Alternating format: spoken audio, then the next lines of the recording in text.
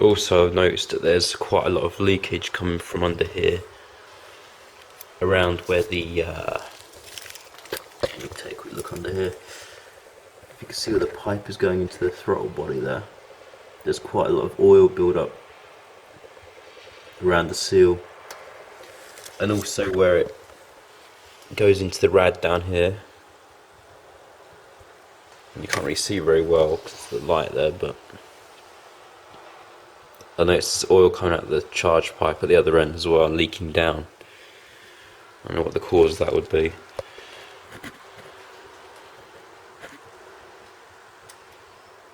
Anyway, also I hear a squeaking noise coming from the auxiliary belt there. I don't know what that could be.